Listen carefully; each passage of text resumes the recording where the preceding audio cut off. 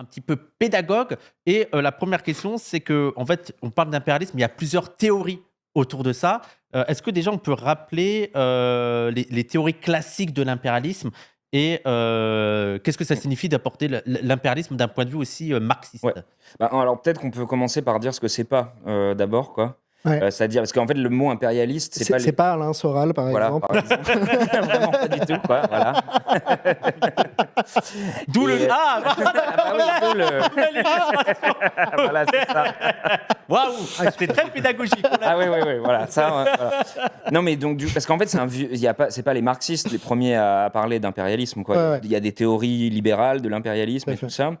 Et en fait, ce qu'on peut dire, c'est que l'impérialisme, dans ces théories non marxistes, il est beaucoup vu comme purement quelque chose de militaire, en fait. Ouais. C'est-à-dire, c'est l'exercice brut de la violence d'État, quoi.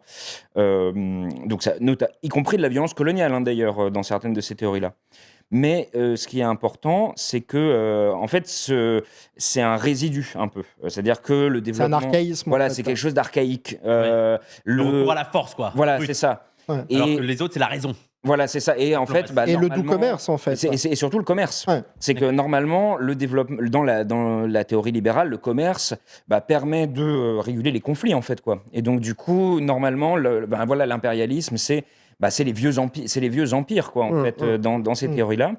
Et nous, ce qu'on entend un peu par les théories classiques, ce qu'on appelle nous les théories classiques de l'impérialisme, pour aller un peu vite, on l'avait appelé comme ça dans notre programme de l'an dernier, c'est les premières théories marxistes de l'impérialisme qui vont complètement rompre avec cette logique-là et qui vont lier les processus économiques avec voilà,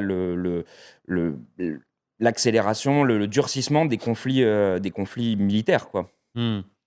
Oui, il y a l'idée que l'impérialisme, c'est pas seulement l'intervention militaire, ça se joue aussi dans les rapports économiques. Voilà. Et les rapports économiques sont aussi des rapports de domination. Voilà. grosso modo. Oui, Voilà, et puis ça va même plus loin que ça, parce que c'est quand même une manière, surtout, d'abord chez Rosa Luxembourg d'ailleurs, de lier l'accumulation du capital à la question de la guerre, quoi.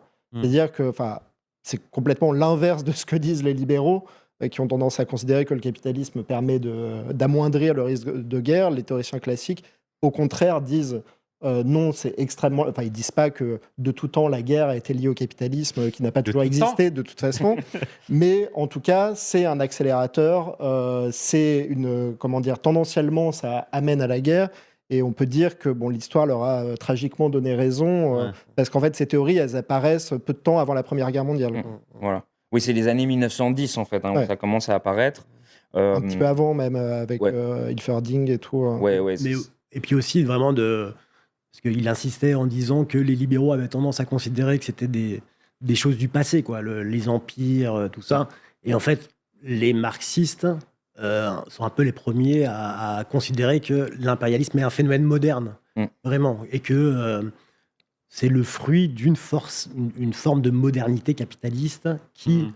Donc, c'est pas quelque chose du passé. Ouais. Mais moi, ce que je trouve aussi intéressant là-dedans, c'est que